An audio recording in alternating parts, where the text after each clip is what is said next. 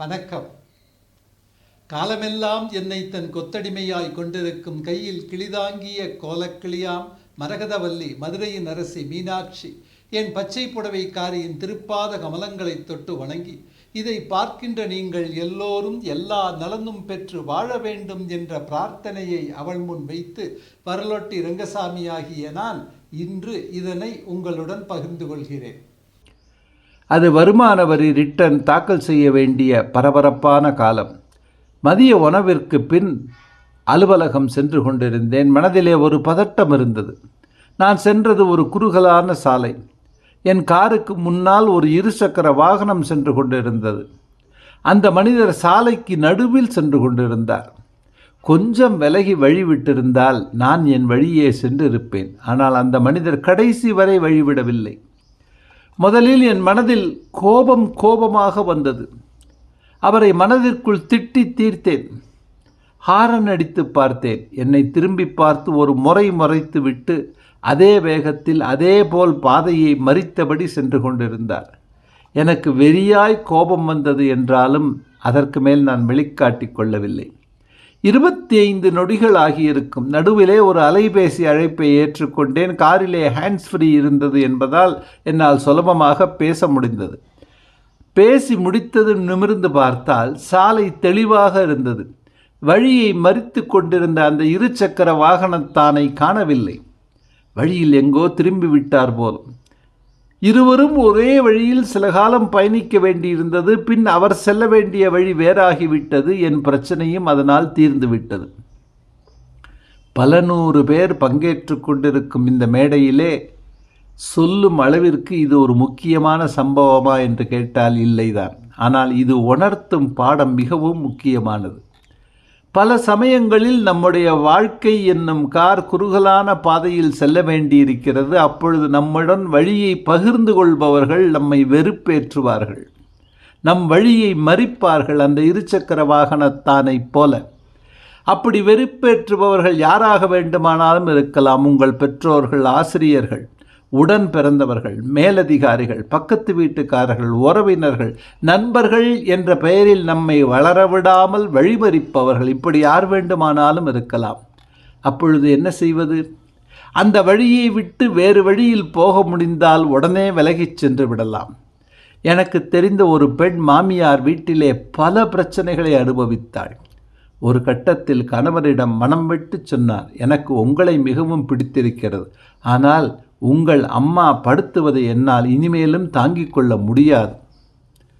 மாமியார் கொடுமைகளை ஆதாரத்துடன் நிரூபித்தார். அவருடைய கணவன் தனி கொடுத்தனம் போக சம்மதித்தார். பிரச்சனை ஒரே நாளில் தீர்ந்துவிட்டது. நான் முதலில் வேலைக்கு சென்ற இடத்தில் என்னுடைய மேலதிகாரி எனக்கு மிகப்பெரிய பிரச்சனையாக இருந்தார். 8 மணி நேரம் வேலை பார்த்தேன். 24 மணி நேரமும் அந்த மனிதரின் சின்னத்தனங்களை நினைத்து பார்க்க வேண்டிய கட்டாயத்திற்கு தள்ளப்பட்டேன். ஒரு கட்டத்தில் வேலையை விட்டுவிட்டு தொழிலை ஆரம்பித்தேன். மேலதிகாரி பிரச்சனை தீர்ந்தது. அதாவது நாம் செல்லுகின்ற வழியிலே இடையூறு இருக்கும் பொழுது விலகிச் சென்று வேறு வழியில் போக முடிந்தால் பிரச்சனை தீர்ந்துவிடும். ஆனால் பல பிரச்சனைகள் அப்படி தீராது. அன்று என்னால் அந்த இருசக்கர வாகனத்தை விட்டு விலகிச் செல்ல முடியவில்லை. அதே சமயத்தில் வேறு வழியே இல்லை. இருசக்கர வாகனத்தான் செய்யும் தொந்தரவுகளை பொறுத்து கொண்டே ஆக வேண்டும் என்ற சூழ்நிலை. அதே மாதிரி வாழ்க்கையில் ஒரு கட்டத்தில் சில மனித உறவுகளிலும் நாம் மாட்டிக்கொள்கிறோம். அந்த சமயத்தில் அந்த உறவுகளை அவர்கள் தரும் இடைஞ்சல்களை பொறுத்து கொள்ளத்தான் வேண்டும். கவலைப்பட வேண்டாம். விரைவிலேயே வழிகள் பிரிந்துவிடும், பிரச்சனைகள் தீர்ந்துவிடும். மிகுந்த அரசியல் செல்வாக்குள்ள ஒருவர் எனக்கு வாடிக்கையாளராக இருந்தார். ஒரு அரசியல் தலைவராக இருந்தார்.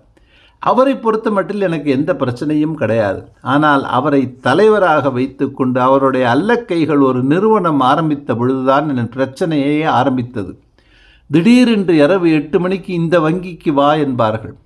வங்கி மேலாளர், இந்த நிறுவனத்திற்கு நான் 60 லட்சம் லோன் சாங்ஷன் ஆகியிருக்கிறது, இரவு 9 மணிக்குள் நான் கேட்கும் விவரங்களை தர முடியுமா என்று கேட்பார்.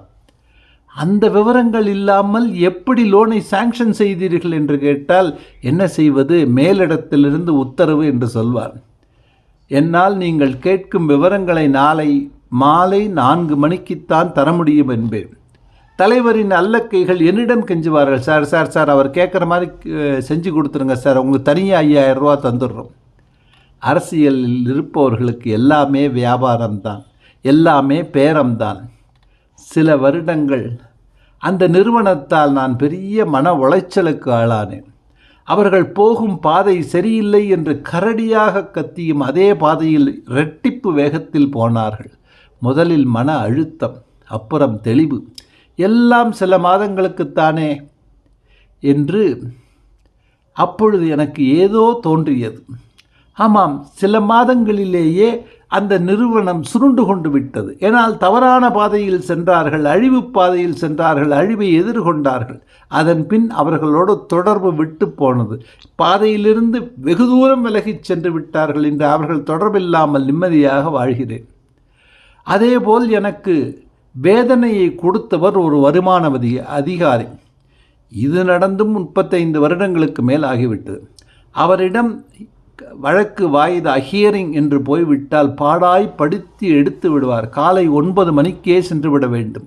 மதியம் 1 மணி வாக்கில் உங்களுக்கு சாப்பிட்டு வர 20 நிமிஷம் வேண்டுமா அல்லது 25 நிமிஷம் வேண்டுமா என்று கேட்பார். அவதியாக சாப்பிட்டு விட்டு ஓடினால் மீண்டும் உடனே ஹியரிங் தொடர ஆரம்பித்துவிடும். முடியும் பொழுது மாலை மணி 6:30.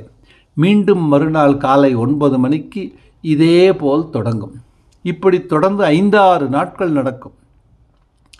2 வருடங்கள் பல்லை கடித்து கொண்டு பொறுத்து கொண்டேன். அவர் மாற்றலாகி போய்விட்டார். என் பிரச்சனை தீர்ந்து விட்டது. இப்பொழுது மீண்டும் நான் முதலில் சொன்ன அந்த இருசக்கர வாகன நிகழ்விற்கு வருவோம். அந்த இருசக்கர வாகனத்தான் எனக்கு வழிவிடவில்லை என்று அவனை கோபத்தில் நான் கண்ணா பின்னாவென்று கத்தியிருந்தால், இல்லை காரை லேசாக வேண்டுமென்றே அவன் மேல் இடித்திருந்தால் என் கோபம் தீர்ந்திருக்கலாம். ஆனால் அது பெரிய சண்டையாகி இருக்கும். காருக்கும் எனக்கும் சேதாரமாகி இருக்கும். அதை கூட விட்டு விடலாம். நான் 5 நிமிடங்கள் முன்னதாக போக வேண்டுமென்று தானே சண்டை போட்டேன். சண்டையின் காரணமாக 5 மணி நேரங்கள் கூட வீணாகி இருக்கலாம். யோசித்து பாருங்கள். என்னை விசாரணை என்ற பெயரில் வாட்டி வதக்கிய அந்த வருமான அதிகாரியிடம் நான் ஏதாவது கோபமாக பேசியிருந்தால் அது என் தொழிலுக்கே ஒலை வைத்திருக்கும். இன்றளவும் அந்த அதிகாரி ஓய்வு பெற்ற பின்னும் என் நண்பராக இருக்கிறார். தன் மகனுக்கு திருமணம் பேசி முடிக்கும் பொழுது கூட அந்த இடம் சரிதானா என்று என்னிடம்தான் விசாரித்தார். மாமியார் கொடுமை தாங்க முடியவில்லையே என்று மருமகள் வன்முறையில் ஈடுபட்டால், இல்லை ஏலாகூடமாக ஏதாவது பேசிவிட்டால் அந்த பிரச்சனை முடிந்திருக்காது. அந்த மருமகள் தன் வாழ்க்கையையே தொலைத்திருப்பாள். நான் ஏற்கனவே பலமுறை சொன்னதைத்தான் இங்கே முத்தாய்ப்பாக சொல்ல விரும்புகிறேன். வாழ்க்கையில் நமக்கு இருக்கும் உறவும் நட்பும் நமக்கு ஏதோ ஒரு பாடத்தை சொல்லிக் கொடுக்கத்தான் வந்திருக்கிறார்கள். அந்த பாடங்களை நாம் முழுவதாக கற்று முடிக்கும் வரை அவர்கள் நம்மை விட்டு விலக மாட்டார்கள். பாடத்தை கற்றுவிட்டால் ஒன்று அவர்கள் விலகி போய்விடுவார்கள், இல்லாவிட்டால் அதன் பின் அவர்களிடமிருந்து எந்த துன்பமும் நமக்கு வராது. அவர்கள் செயல்கள் நம்மை துன்புறுத்துவது போல் தோன்றும். உண்மையில் அவை நமக்கு அறிவுறுத்துகின்றன, துன்புறுத்தவில்லை. இதை புரிந்து கொண்டால் அந்த துன்ப நிலை மாறி அன்பு நிலை வந்துவிடும். அல்லல் படுவோர் நெஞ்சமெல்லாம் அன்பால் என்றும் நிறையட்டும் என்ற பிரார்த்தனையை பச்சை புடவைக்காரியிடம் வைத்து, இதை பார்க்கின்ற நீங்கள் இந்த நாளை போல் இனி வருகின்ற நாட்களையும் இனிதே கழிக்க வேண்டும் என்று அவளிடம் வேண்டிக் கொண்டு உங்களுக்கு நன்றி கூறி விடைபெறுகிறேன். நன்றி, வணக்கம்.